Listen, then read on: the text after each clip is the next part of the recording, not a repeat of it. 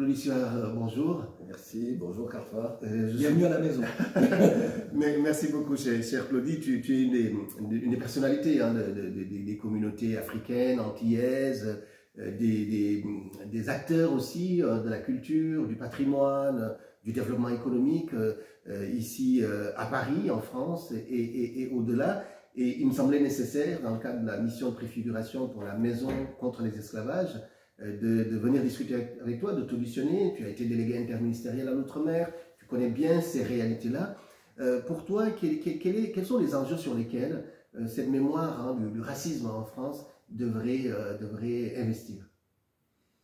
Sur la question du racisme en France, pour moi, la question de l'esclavage, elle est centrale justement pour évoquer ce racisme qui soit larvé ou très clairement exprimé par certains, sur ces discriminations qui perdurent, sur ces inégalités de traitement également. Alors pour moi qui suis un afro-caribéen de la Guadeloupe, je vois bien que l'outre-mer français n'est pas alors considéré, traité, et qu'il y a encore des disparités en termes de règles ou de pratiques sur l'outre-mer. Et cette question du racisme, elle ne peut se régler que si on comprend que l'on a une mémoire partagée. Alors, je peux faire un parallèle avec, mais c'est évident, c'est-à-dire l'histoire de l'esclavage, ce n'est pas une histoire de noirs. L'histoire de l'esclavage, ce n'est pas qu'une histoire de blancs qui, en des temps anciens, ont déporté des millions d'Africains vers la péninsule arabique pour les Arabes, et parce qu'il ne faut jamais oublier cet esclavage-là aussi, et vers l'océan Indien, les Caraïbes et les Amériques pour les Européens. C'est une véritable histoire partagée, c'est un pan de l'histoire de l'humanité. Et nous sommes aujourd'hui dans une France où le repli identitaire est réel. Et ce repli identitaire, il tient au fait que jamais les politiques publiques n'ont fait en sorte de se saisir de cette France qui a une histoire particulière. Si aujourd'hui il y a une diversité ethnique, culturelle et cultuelle en France, c'est la somme de son histoire. Et cette histoire-là, elle se base aussi et surtout sur l'histoire d'esclavage et de colonisation.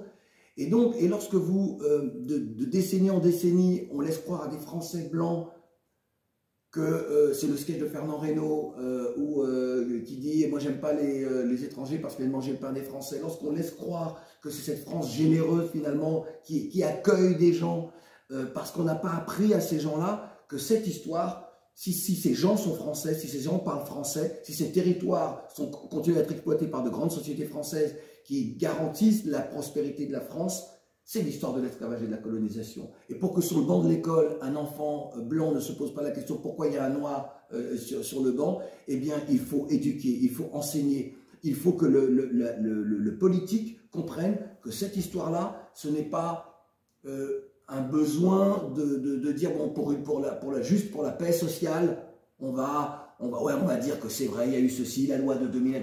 On est dans une cohésion nationale. Mais tu as parlé des bancs de l'école, Claudie, mais ce n'est pas que sur les bancs de l'école. Ces dernières semaines, à l'Assemblée nationale même, après on a eu un ministre français lui-même de l'Intérieur, pour ne pas le nommer, je vais être un peu polémique, qui, sur la question de l'esclavage, fait preuve finalement d'une ignorance assez incroyable. Et est-ce que toi qui as mené quand même avec d'autres des combats importants en France depuis maintenant une vingtaine, une trentaine d'années, est-ce que tu as l'impression qu'on prêche dans le vide? Mais parce que sur les bancs de l'école sur lesquels son derrière était assis, il n'a pas appris ce qu'il aurait dû apprendre de son pays, c'est-à-dire le vrai récit national.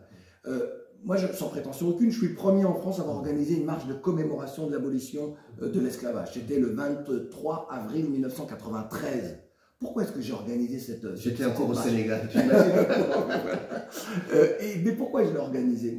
Je l'ai organisé parce que l'Espagne venait de commémorer la dite découverte des Amériques par Christophe Colomb. C'était le 500e et la France, entre autres, s'était associée à cette séquence-là, à ce moment-là, en oubliant le génocide des peuples autochtones, la spoliation des terres ancestrales des peuples autochtones, la déportation des Africains pour y être esclaves parce que la main-d'œuvre locale autochtone refusait d'être esclavagée.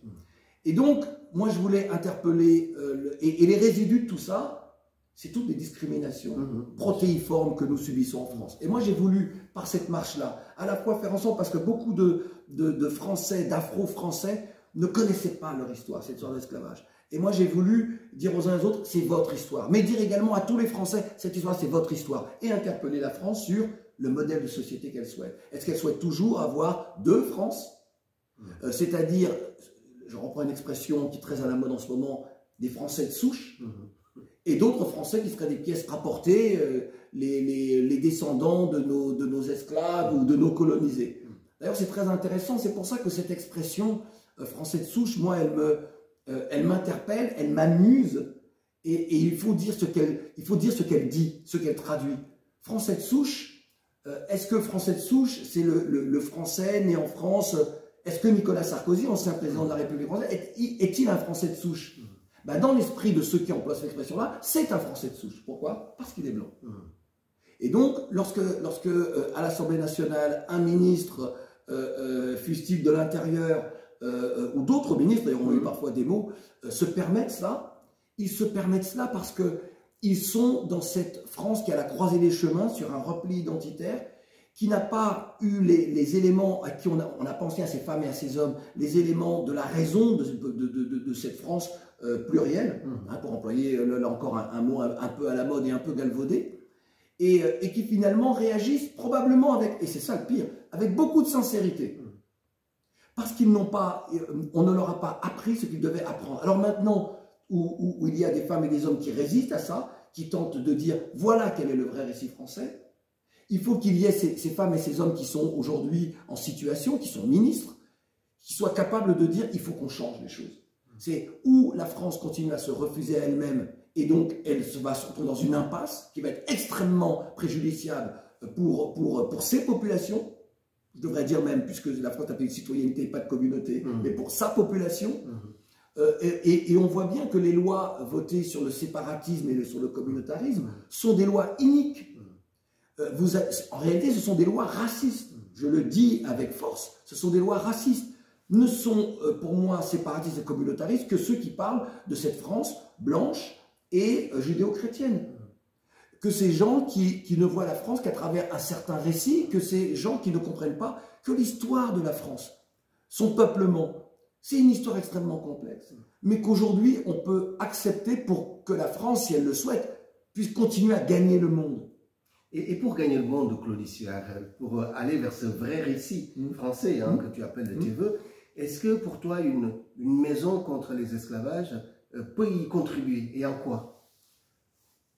Pour moi, l'esclavage est encore un sujet tabou dans cette France. La preuve, c'est qu'à chaque fois, lorsque vous parlez d'esclavage, on vous oppose un non à la repentance.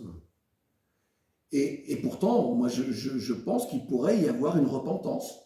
Ben, je veux dire quelque chose, mais de très apaisé, en disant, voilà ce que, à la fois, la royauté française a commis, voilà ce que la République également française a commis, voilà du temps de la colonisation, puisque Schœlcher lui-même souhaitait que l'on colonise l'Afrique pour mettre un terme à un esclavage si vivace. On se souvient, c'était lors d'un anniversaire, quand c'était 1888-89, oui, dans ces eaux-là, lorsque Victor Hugo est l'invité de marque de cet anniversaire de l'abolition de l'esclavage, avec Schœlcher, et il dit, lui aussi il est pour la colonisation de l'Afrique, il dit faisons de nos prolétaires des propriétaires, enfin il va très loin dans son propos. Et tout l'imaginaire de cette France, en tout cas des élites françaises, et pour le reste de la France, c'est une ignorance sur ces questions-là, s'est bâti sur ça, s'est bâti sur cette question-là. Et donc l'esclavage devient, et pour moi je dis l'esclavage va avec la colonisation aussi. Et oui, c'est important parce que si on ne règle pas cette question-là, face à des populations qui sont nées du fait esclavagiste et colonial, qui sont de plus en plus présents dans la société française, qui se marient avec souvent des hommes avec des Françaises blanches ou des femmes noires françaises avec des Français blancs. Et donc cette histoire-là, et avec des enfants métis, ou après Carteron, même si je n'aime pas les déclinaisons, mais qui ont cette histoire-là en eux. Et cette part de leur histoire est niée, méprisée, peu considérée. Alors qu'elle est un nœud dans la vie sociale, dans la vie politique, et encore une fois, je le répète, dans la cohésion nationale de notre pays. Si on ne règle pas ça, et c'est pour ça qu'une maison est importante, parce qu'elle va enseigner, alors il faut qu'elle ait beaucoup de visibilité, parce qu'elle va enseigner, et je crois aussi, moi je crois à la pédagogie, et je crois à une maison, à des lieux comme ça, à des instants qui déculpabilisent. Parce qu'aujourd'hui, il n'y a... C'est comme un héritage, c'est notre héritage commun. Quelle que soit la couleur de notre peau, notre religion, l'esclavage est notre héritage commun. C'est où on refuse l'héritage, c'est-à-dire on en refuse tout ce qu'il y a de plus nocif et qui explique certains de nos comportements. Quand je dis nos comportements, voilà, là, je globalise, le noir et blanc, alors je devrais dire ceux qui ne comprennent pas ça.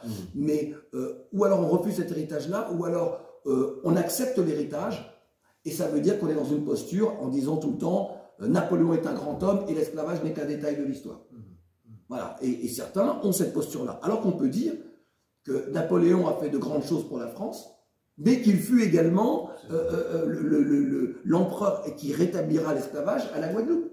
On peut dire des choses comme ça et ne pas créer d'opposition dans notre pays. Il a fait ça. Certains Français verront en lui un grand homme. D'autres nous verront comme moi, par exemple. Pour moi, il est Hitler. Le propos peut sembler excessif, mais il ne l'est pas du tout.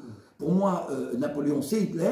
Et d'un autre côté, j'accepte qu'avec mes autres concitoyens français, nous puissions cohabiter en reconnaissant ce qu'il a commis de plus criminel et en reconnaissant également ce qu'il a fait de bien pour la France. Donc c'est une forme de partage finalement, de partage de nos mémoires respectives. Nous, que l'histoire a réunis dans la violence, il faut dire les choses, mais aussi dans le crime, mais aussi dans une fraternité possible, puisque finalement, tout ce cheminement-là a abouti à la constitution de la République, à des valeurs, liberté, égalité, fraternité, pour lesquelles on doit se battre. C'est bien ça que tu veux dire, oui, et puis, alors on pourrait même citer Césaire, il disait, malheureusement, la France ruse avec les principes d'égalité, les principes républicains qu'on a mis en place. Oui, c'est totalement ça. Beaucoup de politiciens font des comparaisons avec d'autres pays. Et je dis toujours que la France, c'est un modèle unique. C'est un modèle unique parce que justement, ce n'est pas l'Angleterre, ce n'est pas les États-Unis, où là, l'esclavage a été perpétré sur son sol. Donc, aucun Américain blanc ne peut contester la réalité de l'esclavage. Et on voit bien aujourd'hui en France, même avec les élites intellectuelles et les élites politiques, il y a une sorte comme si on minimisait l'esclavage. On dit oui, mais l'esclavage est terminé, la colonisation c'est fini, et que tout ça c'est loin, c'est du passé. Sauf que non, c'est un passé extrêmement présent. Il est présent dans chaque instant de discrimination. Il faut voir, je vais faire une comparaison, mais pour moi, lorsqu'en 2009, au moment de la grève générale en Guadeloupe puis en Martinique, lorsque nous, au moment des États généraux sur l'outre-mer, lorsque dans notre commission culture et visibilité, qui était présidée par Greg Germain, et moi j'en étais le rapporteur, lorsque le président de la République d'alors, Nicolas Sarkozy, dit de François, qui était une chaîne régionale, on va en faire une chaîne nationale, pour qu'il y ait une meilleure compréhension de ce qu'est l'outre-mer pour l'ensemble de la population française, lorsque sous la présidence d'Emmanuel Macron, on supprime cette chaîne, qui était, sans le dire, c'était un des éléments des réparations que nous appelons de nos voeux suite à ces épisodes tragiques de l'histoire. Et lorsque vous supprimez ça, ça veut dire que vous n'avez rien compris. Ça veut dire que vous procédez à un recul en arrière. Alors, oui, cette maison, elle est importante. Elle est importante si on est dans une volonté de partage, de compréhension aussi de l'autre qui n'est pas au même niveau de connaissance de toutes ces histoires-là. Parce que c'est bien ça, c'est pour ça que je dis, si l'esclavage avait été perpétré sur le sol français, sur le sol français de France proprement dite, c'était hexagonal, eh bien, on n'en serait pas là aujourd'hui. Mais comme ça n'a pas été perpétré ici, et que pour beaucoup c'est loin, moi je dis toujours, jusque dans les années 80, les années 2000, il y a des Français blancs qui ne savaient pas que la France fut une nation esclavagiste. Absolument, absolument. Claudie, je retiens vraiment, je te remercie, parce que c'est vrai qu'on pourrait parler longtemps. On pourrait parler longtemps, mais je retiens cette expression qui m'interpelle vraiment, que l'esclavage des Noirs est dans chaque discrimination aujourd'hui. Oui. Et ça, je crois que c'est l'une des missions, en tout cas. C'est un passé très Cette présent. maison contre les esclavages que nous voulons construire à Bordeaux veut justement être dans l'actualité, dans le présent. Je te remercie vraiment de m'avoir accordé, m'avoir reçu chez toi déjà, et m'avoir accordé cet entretien. Et j'espère qu'on continuera à cheminer ensemble autour de ces combats pour la liberté, pour l'égalité, pour la fraternité en France. Merci infiniment. Merci beaucoup. Merci, Carfa. J'espère que c'est bon parce que c'était excellent. Il n'y a rien à dire. Il n'y a pas de raison.